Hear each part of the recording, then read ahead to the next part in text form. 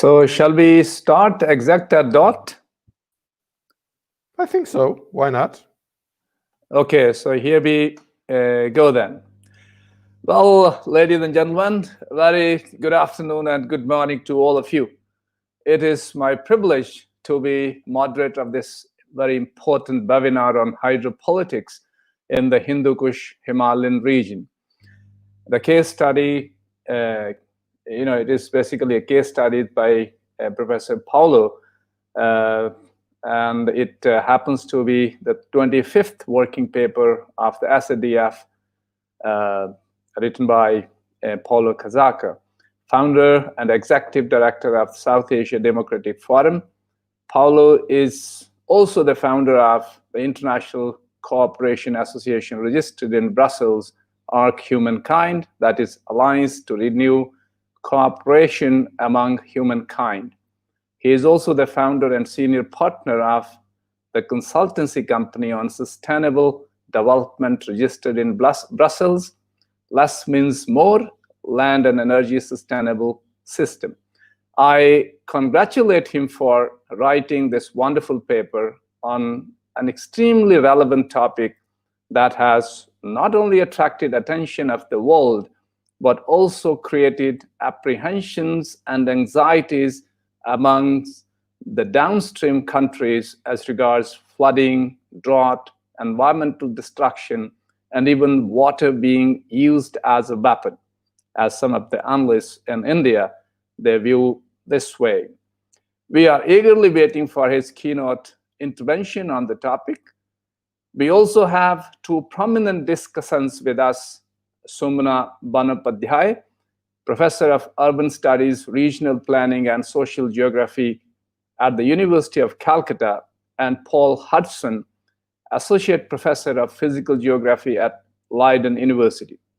The lecture is also streamed live at SADF's YouTube channel, and I hope some of our friends and students from India and elsewhere, so they are also watching it live. Since we have to wind up our proceedings within an hour and a half, I request the keynote speaker not to exceed 15 minutes, followed by 10 minutes intervention by each of the discussants. Once we are done with that, the floor will be thrown open for a Q&A. I request the audience to be brief in their comments. Now, may I request Paulo to deliver his keynote address. Paulo, over to you. Thank you very much, Professor Deepak, and thank you so much for accepting to moderate this webinar. SADF, South Asia Democratic Forum, is also very indebted both to Professor Bandapadhyay from Calcutta and Professor Hudson from Leiden University for accepting to make their critical comments on the issue that we are raising. The issue is hydropolitics in the Hindu-Kush-Himalayan region. Well, let me start by just making a brief presentation of the region and of its hydropolis for those of you that might not be very much acquainted with it. This is a webinar that has been followed by many of you in several continents. Hello to all of you. Good morning, good afternoon, and good evening. And so let's start by making a tour of the region. So we have okay. So let me see, share screen. So we have to start with, we will just look at the full picture. There are 10 major river basins along this region. As you can see, they fulfill most of Asia, perhaps with the exception of the north, but they have a big chunk of east, south, southeast, and central Asia. The 10 rivers are, and describing them clockwise, are first the Amu Darya that is running through several Central Asian countries, Kyrgyzstan, Tajikistan, Turkmenistan, and Uzbekistan. It goes to what used to be the Aral Sea, and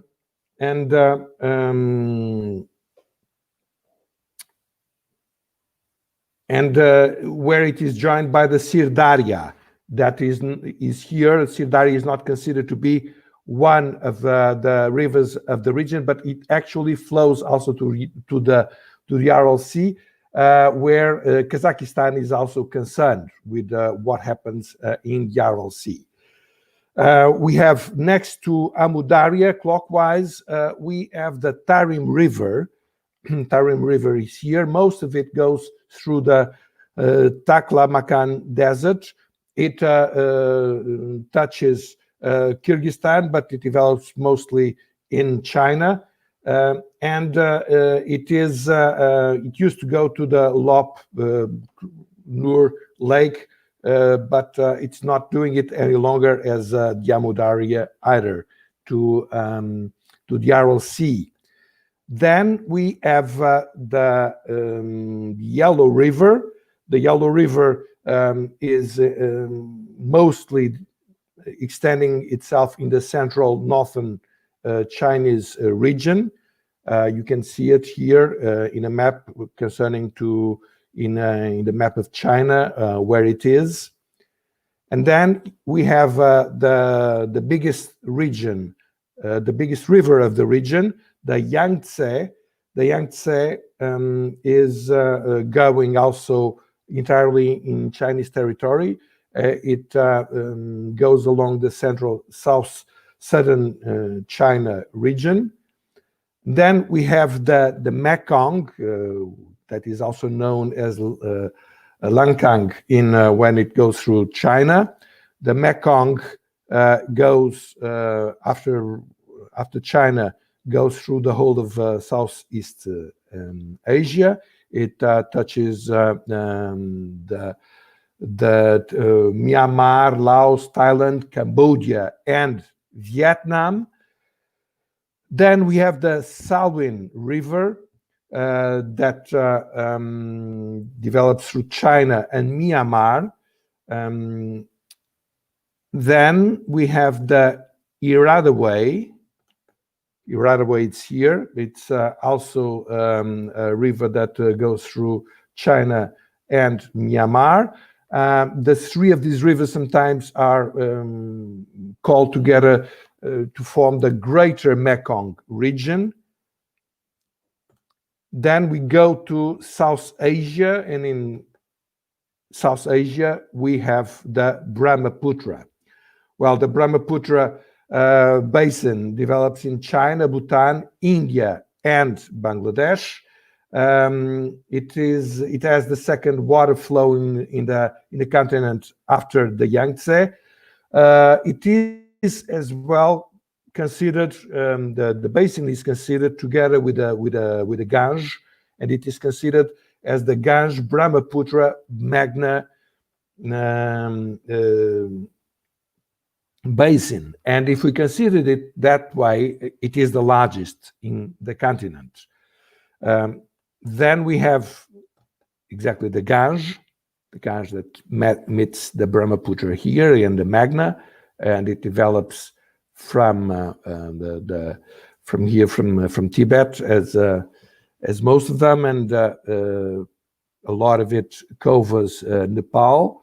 It covers China, India, Nepal, and Bangladesh. It is the river that is especially important for Kolkata.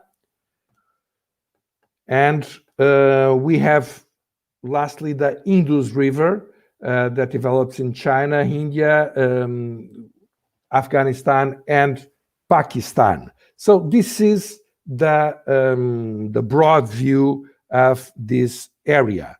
Then, if we can stop now seeing the images of these river basins, And if we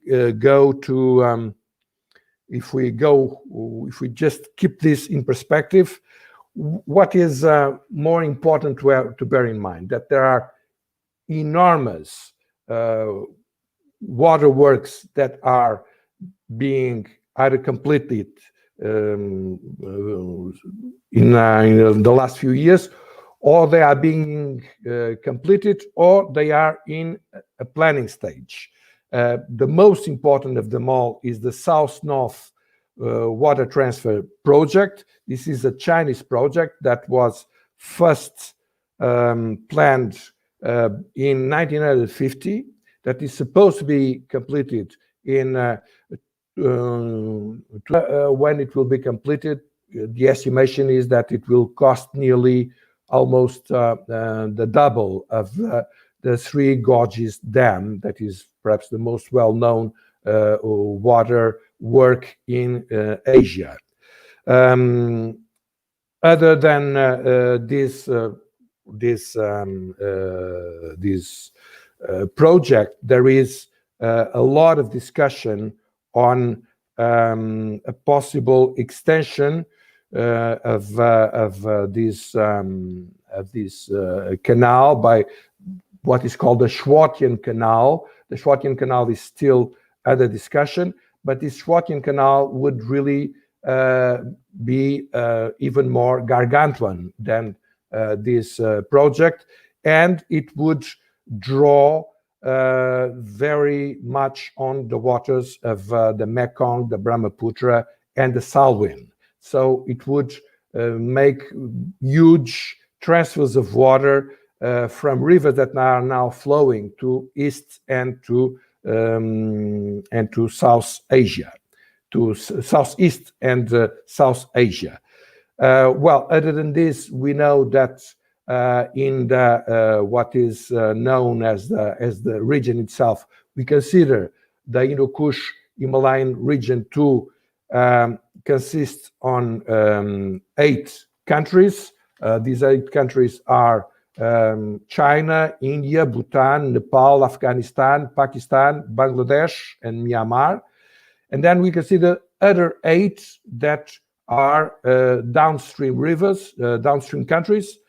Kyrgyzstan, Tajikistan, Turkmenistan, and Uzbekistan in Central Asia, and in Southeast Asia, Cambodia, Laos, Thailand, and Vietnam.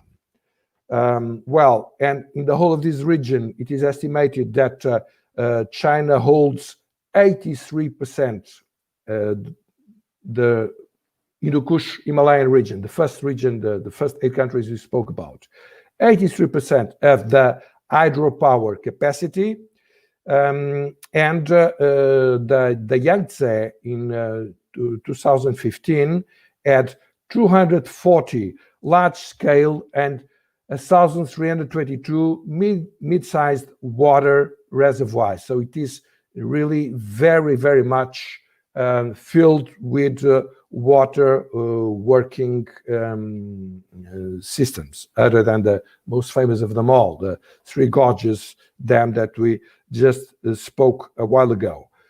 Regarding another river that is very close to it in terms of engineer works is the Mekong. According to the CGTN, Chinese press agency, China has put in operation already 65 water dams along the Lancang River and tributaries, and is planning 23 more. Along the Mekong River, there are already 280 dams in operation. There are 90 that are being planned. Laos is by far the country with the vastest working plan on the river. Well, the issue is that the impact of all these works is very, very large. It is particularly important in biodiversity and on the flood pulse and on sediment. Just to give you one of the examples extracted by from a European Commission publication. It is estimated that in 2100, the whole of the delta of the Mekong will be completely under the sea, mostly because of the unsustainable pumping of water and because of the diminishing sediment coming through the Mekong. So these impacts are very big, and at the same time we see that one of the biggest promises, which was exactly that there would be a control in flooding and droughts, is not being fulfilled. Once again, the Mekong, which is one of the most heavily engineered rivers, is experiencing right now great floods, and did experience in 2019 the worst droughts in a century. So the problem is really very important, the problem of the impact of everything that has been done. Well, but the truth is that all the attention has been concentrated on global warming. There is a lot of information on global warming.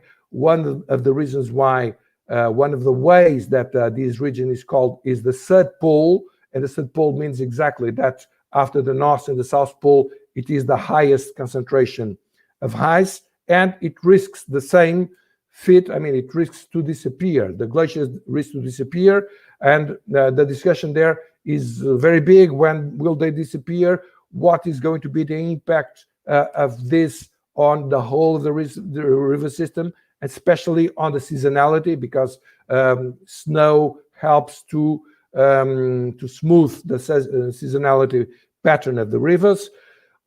And of course, this is a very important issue. The problem is that this is put in front to hide all the rest. I mean, not to speak about the major works that are under construction that really are getting very little attention.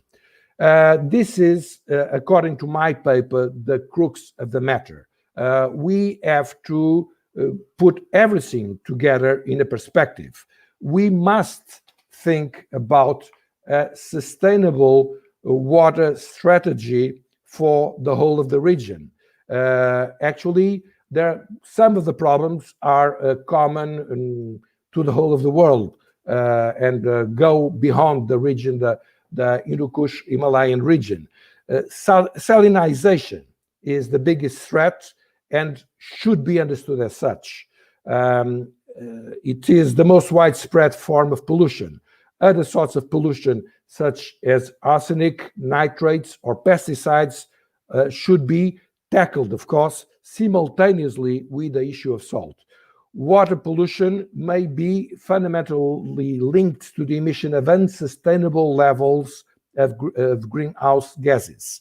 This is yet to be rigorously evaluated. Poor water management is indeed a major cause of greenhouse gases emissions that goes without any doubt.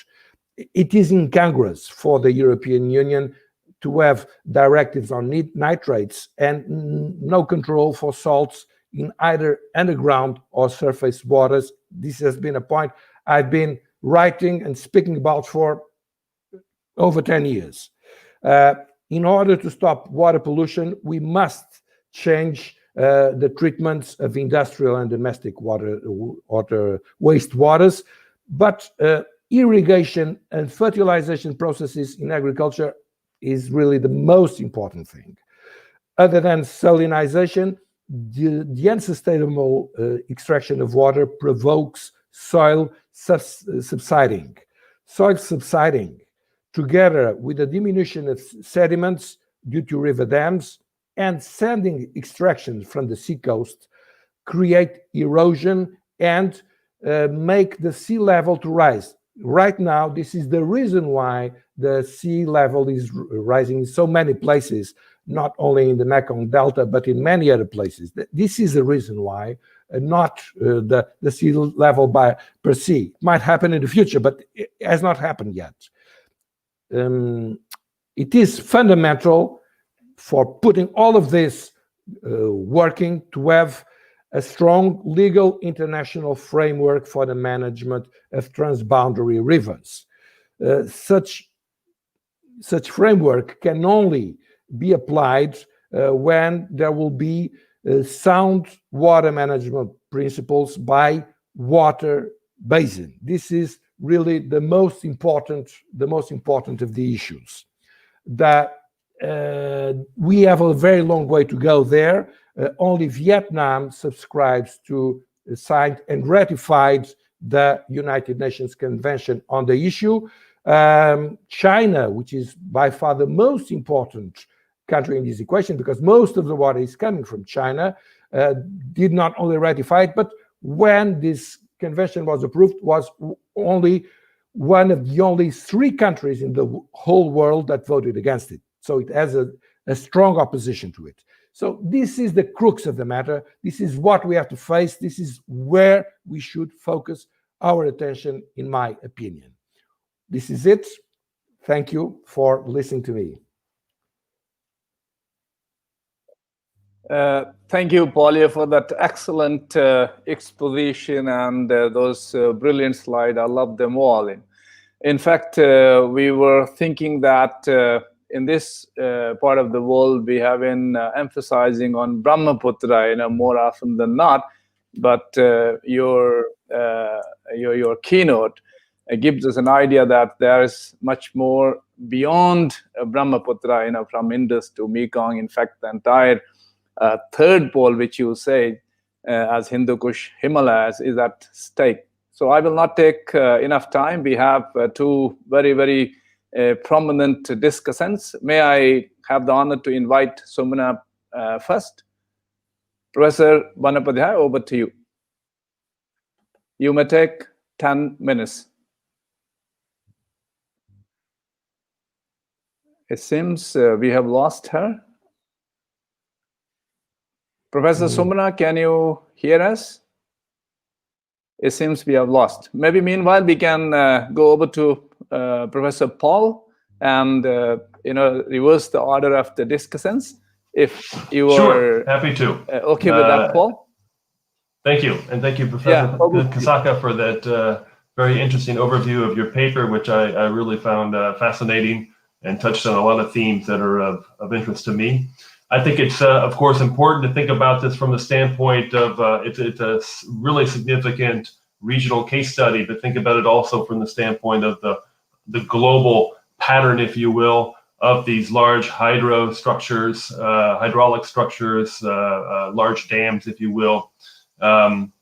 Give it a little bit of context here. The International Commission on Large Dams, which tallies and tracks the number of these large mega structures, says that there are 57,895 large dams across the earth, and they define those as just a dam higher than 15 meters. We know a lot of the dams that you're talking about are much, much higher than that, of course.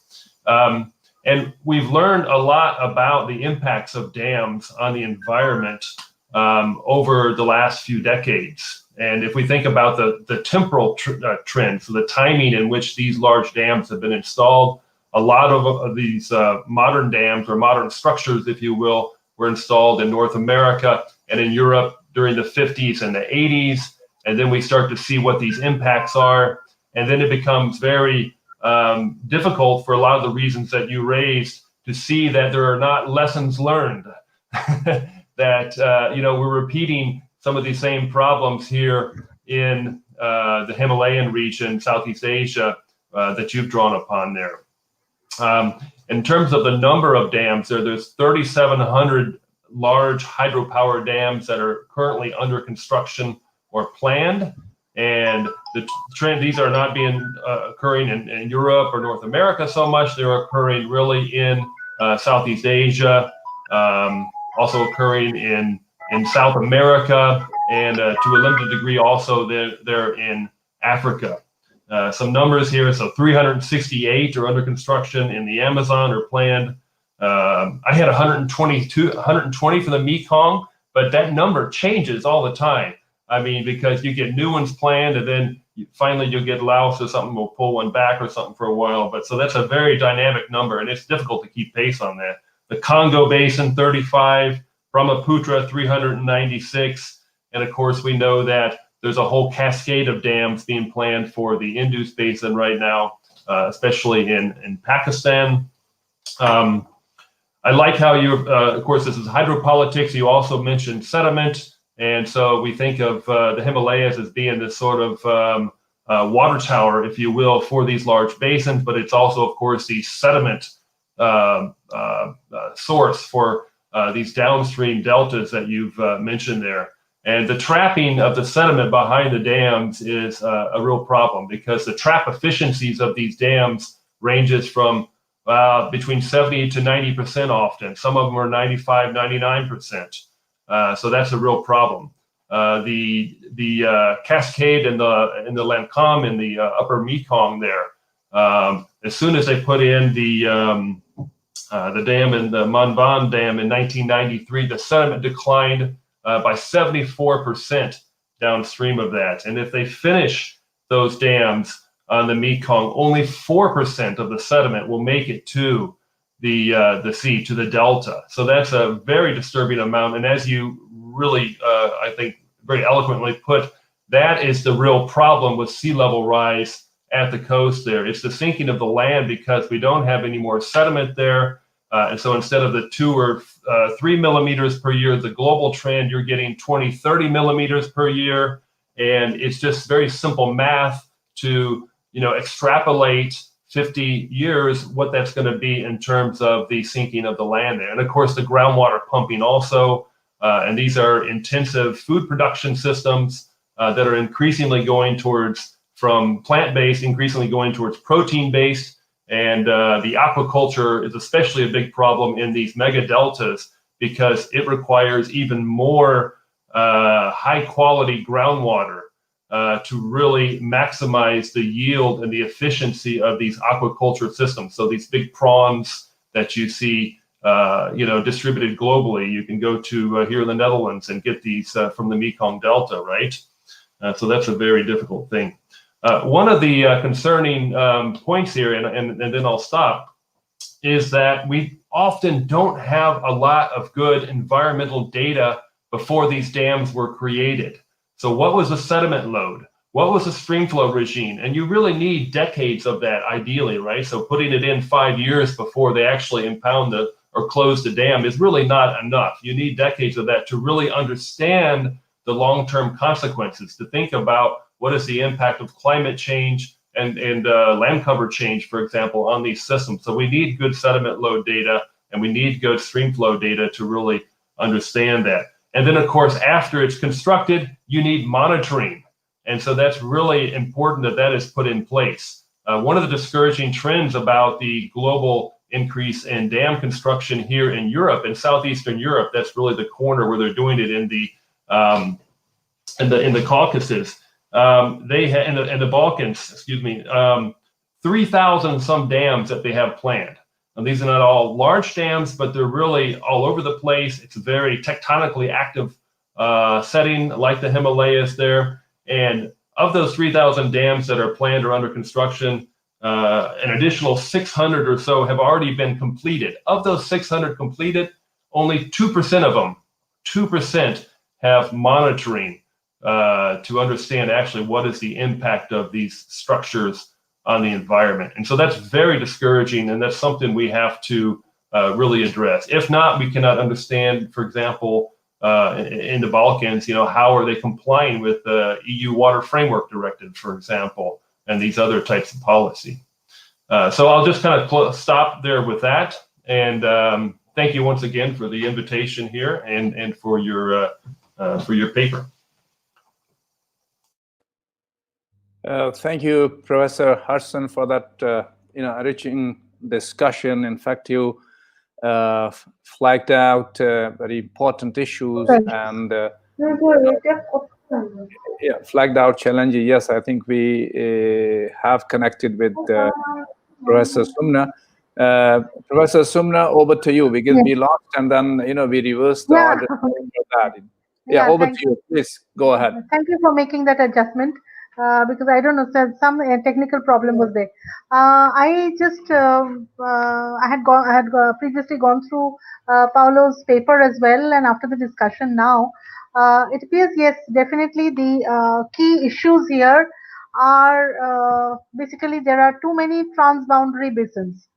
There are huge, the areas involved are huge.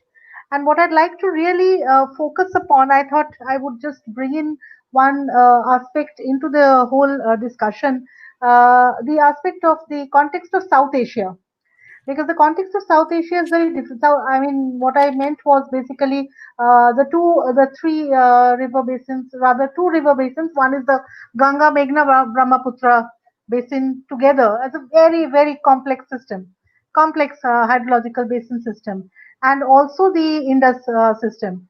And if you look at these two systems, some of the key issues that come up are the dam building and China's investments in across the region on hydropower projects. So these are basically impacting these both these river basins. I'm saying two because you can look at Ganga, Brahmaputra, Meghna as one singular large complex basin. Now, the whole transboundary issue, in fact, does not stop at just across countries. It also involves from the Indian side, for example, if a country like China or Nepal or Bangladesh has to really, sort of work on these issues, they have to work at two levels. So far as India is concerned, the central government as also the state governments, because if you're looking at Tista, which is a part of Brahmaputra, you are looking at not only Indian government but also the state government of West Bengal. So the federal structure ensures that there is another additional layer coming in here, which was really talked about in one of the papers, discussion papers by Hansa in which is one of the Observer Research Foundation's papers, issue briefs basically. And we really look at there are many other issues. For example, there is the contentious issue of there is a lot of media publicity given to some of these already pre-existing historical notions and historical conflicts that have been there for ages and ages. So they actually build into the present dialogue system, dialogues as well.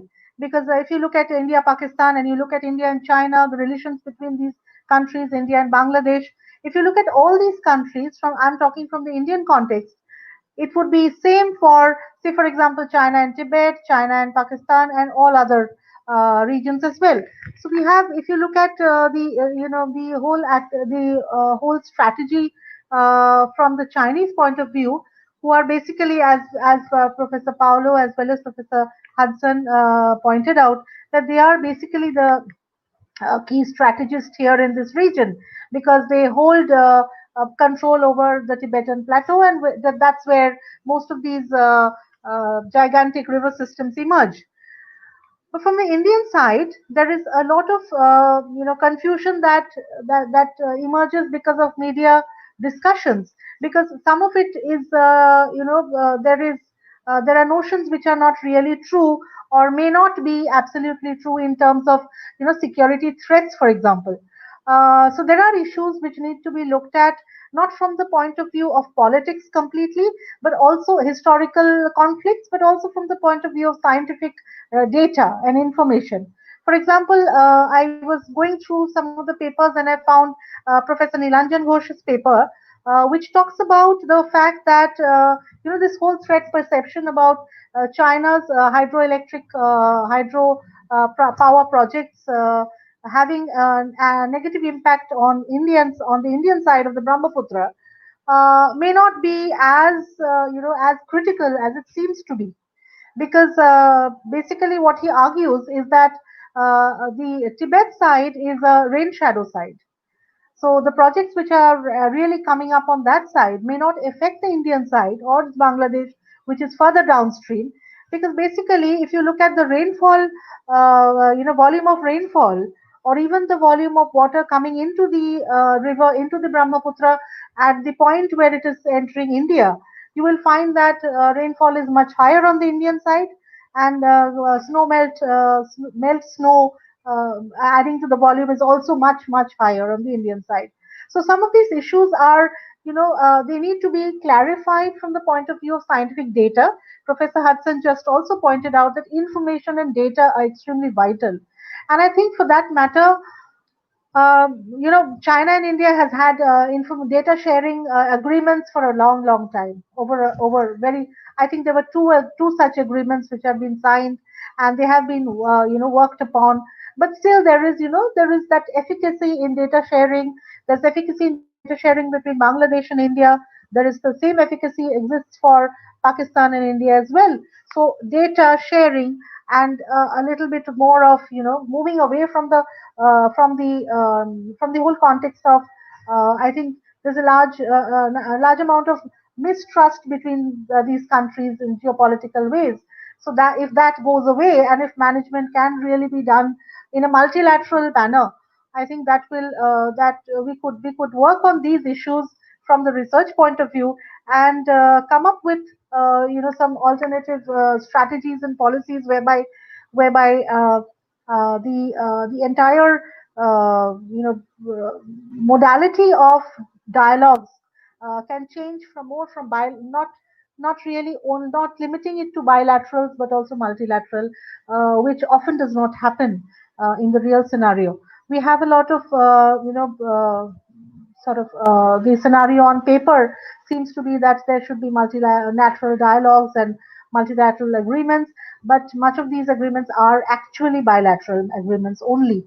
So multilateral agreements would definitely help, and also data and information sharing, particularly on the basis of geospatial technologies being available to us, and sharing of data on that in that way, and also sharing of data of discharge, river flow data, discharge data, as well as the volume. The volume matters, because every project or every project, for example, one of the projects in China on the Zangpo, which is the Tibetan part of the Brahmaputra, it had blocked one of the small streams, about 190 meters long, kilometers long stream, was blocked for during the period when the construction was going on. So that information should be there, that this stream is not going to be, the water from this stream is not going to be available from this year to that year, or this season to that season. And there is seasonal variability as well. The monsoon and the dry seasons are very much different. So in the monsoon, for example, Tista, we have the same problem between Bangladesh and India. Several projects have taken place in Tista. Bangladesh has formulated a huge project on the Tista for irrigation, for irrigating the lands where for the dry season. Again, many indicators get inbuilt into this system. For example, if there is a problem, one of the key geopolitical problems here is the water sharing during dry period, because Bangladesh is devoid of that water, and is it seems like the Indian side holds on to that water and does not release it, because of these projects, the water access is not there from Bangladesh during the dry season rice paddy cultivation. So can we have options like, and on the other hand, we have during monsoon, the volume of the water is so much that the water is released from India and it floods the downstream, and Bangladesh is negatively impacted. So on both sides, monsoon it has floods, and dry season it does not have enough water for the paddy, for the winter paddy. So in both cases, there is an issue which needs to be resolved. So can we not think about alternative cropping patterns, varieties which are less, less water dependent in that case for the dry seasons? And should we not also look at agreements across the board, across countries, on the basis of these factors: information, climatic data, river discharge data, flow data, the entire information about the volumes and the project impacts, etc. So I think these are key elements in the discussion, And I think also for South Asia, especially for India, Pakistan, Bangladesh, these countries have some additional dimensions, like, for example, the huge population densities, the huge dependence on agriculture, and also its severe poverty. So these three put together puts these areas under greater stress than any other region of the world. Thank you. Yeah, thank you, Professor Somna, for enriching the discussion by giving South Asian perspective of this Hindu-Kush-Himalayan the river systems and how people, especially the downstream countries, so they are being affected. Before I open the floor for question and answer, I think I'll use my discretion to ask one question beforehand. Maybe any of the panelists, whether Professor Paulo or Sumna or Paul, so they can answer to that. And it is connected to what Professor Sumna raised. Because here in India, in this subcontinent, we are concerned about the Great Western Line. We are not concerned about the other two lines of this south-north water project of China, and I think if we see the money being spent on this, of course there are varied approaches, and people have talked about differently about this. But one estimate said that it's around, say, 220 billion yuan. And one perspective said that it's around 390 billion yuan. That according to present rate, it comes around 54 billion US dollars. And with this money, the kind of water would be diverted. It is around 200 million cubic meter water. So which people believes that by constructing, as Paulo said, the Shoutian Canal, and hundreds of reservoirs, and as Paul said, damming of the rivers. So maybe it is not a profitable proposition. And as Professor Sumna pointed out, that the perspectives, so they differs, and anxieties, they are also hyped sometimes by the media reports. According to a small study conducted by myself a couple of years back, it was the time when the book Tibet Water Will Save China, so that came out, and I wrote a small article. And then I just, as a layman, because I'm not a hydrologist, I'm not an economist, neither a geographer, so I just did a small study and tried to see the volume of the tributaries of Brahmaputra inside Indian inside India. And I discovered that the total accumulated volume of these tributaries like Lohit, Subansiri, and others, so it is around 610 million cubic meter, which is tantamount to 6 yellow rivers. So if that is the proposition, so I don't know, how our anxieties, they are explained. Of course, other challenges which Paulo pointed out, so they remain. So this is just my proposition. Maybe any of the panelists can intervene, and then I think after that we still have 16 minutes for other questions. Paulo, would you like to proceed? Okay, thank you very much, Professor Deepak, for these very interesting questions. Thank you very much, both to Professor Hudson and to Professor Bandyopadhyay for their interventions.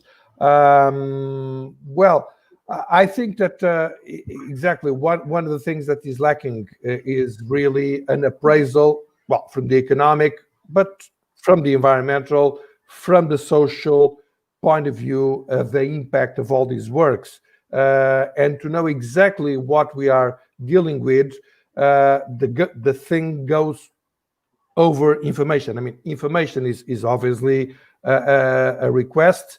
According to the main source I used, which is a Chinese research institution, In 2018, there was no agreement of information between China and India on Brahmaputra. There was only between China and Bangladesh and with Bhutan, but not with India. But the issue is that even with Bhutan or with Bangladesh, the system of information did not really work properly. This was also the case with the Mekong very recently. There is actually a lot of discussion of what really happened and who said what and when should what be said. But the issue goes very much beyond this. The issue goes that you know, there must be a management of the each river basin by each river basin. This is exactly the key feature of the European experience, and of course that we should, as Professor Hudson said, it's fundamental to pay attention to the history and to see what were the impacts of the history of large river dams that were built mostly in the United States and in Europe, and now are being built a bit all over. So, but this management by river basin means much more than information. It means really the consideration of every aspect of what will be done in terms of quantity of water, of course, but also in terms of use and in terms of pollution. I think this is the only way forward to answer this plight. And of course, this means that the region should, in my opinion, should follow the Vietnam example, which is the only one that ratified the United Nations Convention. This is what I think to be the most important thing. Well, we did not, there is already one question being raised on the issue of Europe. Well, Europe is actually an actor on the whole of these river basins. Europe is actually giving an important support to water water management, especially in the case of Southeast Asia, in the Mekong area. It has an important agreement on the Ganges with India, and it made very important declarations on the case of the RLC and the Amu Darya very recently. And I think that Europe can really have an important role here. But to have an important role, it must really put its act together, and it must have a clear doctrine, a clear discourse to the whole of the region in terms of sustainability, and cannot say something in Central Asia and something different in Southeast Asia, as I think it was the case. I tried to highlight in my paper that this was something that really is detrimental to the force of the European the European discourse and the European influence. I think that the European influence might be very important, but it must put its act together, and it must be the same message all across the region. Thank you. Thank you, Paulo. There is one question, maybe either Paul or Paulo can address it. The question is, I'll read it out. Why is, in your view, water management disregarded as an important part of the sustainability discourse by the EU? Maybe, Paul, you can respond to that. Well, yes, that's a good question. I'm not sure I agree with that in terms of the discourse anyway. In terms of effectiveness and accomplishing the goals, that might be true. But I would say, and this is me as an American, right?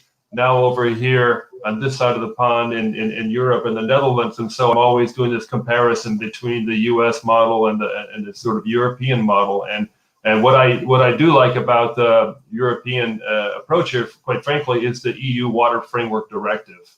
It's not perfect. It hasn't accomplished all its goals yet. It's clumsy in some ways. It lacks any real teeth, to enforce states to comply with this river basin mandate that they all reach a certain level of ecologic and hydrologic quality by 2027. But it's a step in the right direction, and we have to realize how difficult it is to do this across all of these different nations. To think that Europe's quite small in a way, but still it's complex with all these different nations and also the rivers crossing the borders and so forth. And so getting these on board to even want to try to reach some common goals, I think is something that is a big step forward and not what I've seen at all in North America. So I think, and that's part of the discourse. And I think just this March, there was another EU directive on where they're going to, going in the other direction of dams, actually free up 25,000 kilometers of rivers here. So free-flowing rivers for 25,000 kilometers within Europe. That's not a large part of the European River Basin Network, but it is significant. And again, it's a step forward. And so that's actually going in the opposite trend of dam construction. It's associated with dam destruction and dam removal. And now what we see actually is this EU Water Framework Directive is used as a tool to actually remove some of these dams that are causing and have caused significant environmental degradation and loss of biodiversity. So I think that's a step in the right direction. It's just that they have a long way to go. Just one more point here. I think that we should be careful that we don't make the mistakes that were done in the 60s and 70s in applying a model from North America or Europe to Asia. We have to be very careful there. These rivers as physical systems are very different than the Mississippi and the Rhine. And there is a bias in the science, frankly, that is so based on this sort of humid North American and European model that we have to be careful because those systems just work differently. Thankfully, there's a lot of really good science coming out now of these river basins and the geomorphology, the hydrology, the physical systems. The Mekong River Basin Commission has stimulated quite a bit of that, in my opinion. And so, that general model that goes into textbooks and so forth will start to change, but there's a lag time, and that takes kind of decades basically before that really occurs. So I hope we're just all aware of that type of issue there. Yeah, thank you, Professor Paul. Hudson, I think there is also the issue of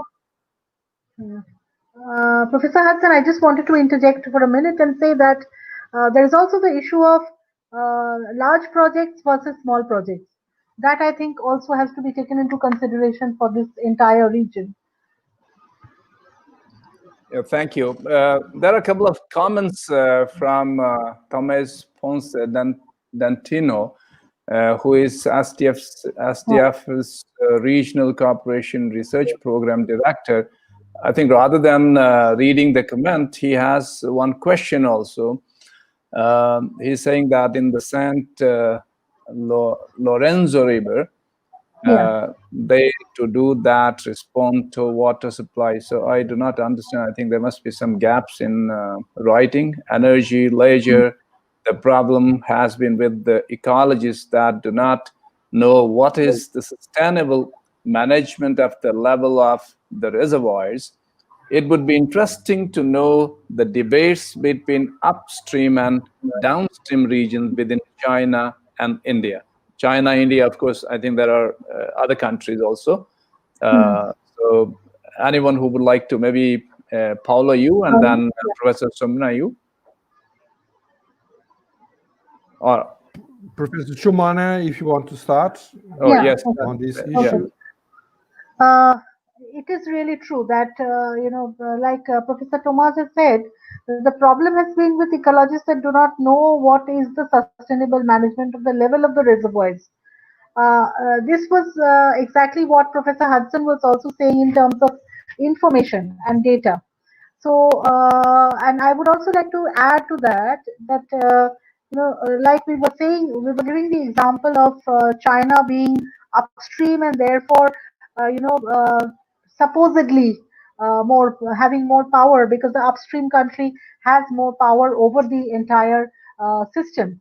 But the fact of the matter is that the because the other side of the crest, if you look at the geography and if you look at the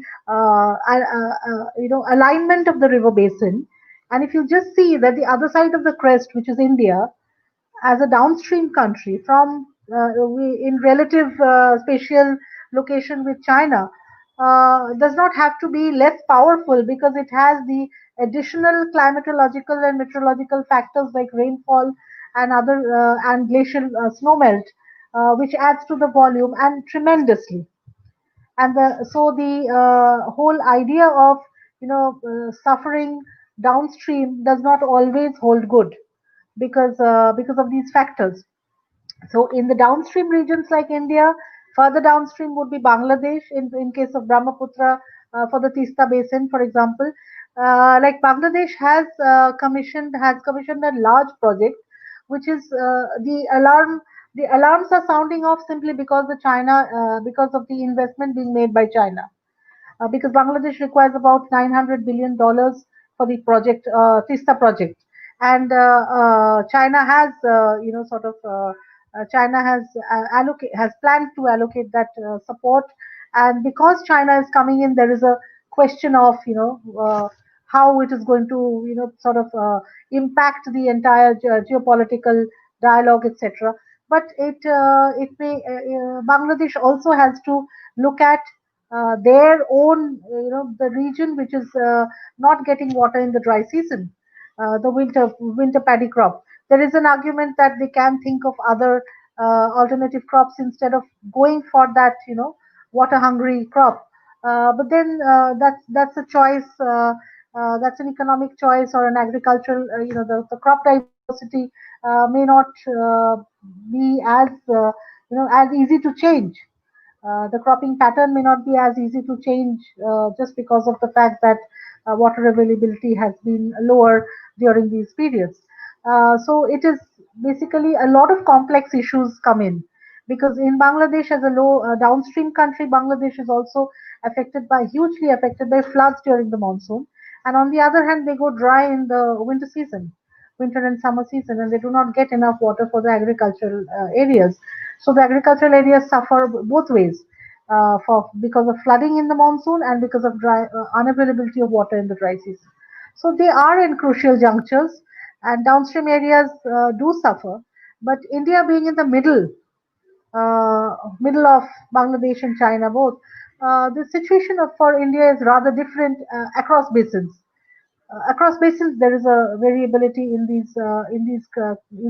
the critical element of the issues. It is not as critical in some areas as it would be in others. So the it is basically something one has to look at the whole issue basin wise, and how much of the basin, how much area of the total area of the basin, how much of it is being transacted in transboundary issues, and how much of it is being transacted across states.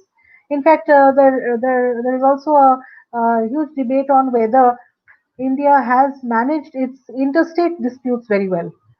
Certainly not, because there are interstate disputes within the country. So beyond in fact, there is one paper which says that transboundary issues have been better managed than its own within state water sharing issues. So these issues are really, really complex. It's not so easy to just, sort of say in one line how it is going to really, because these debates, there are too many dimensions to these debates. That's what I'm trying to say. And it's quite difficult and challenging to answer any of them in any one way. Thank you.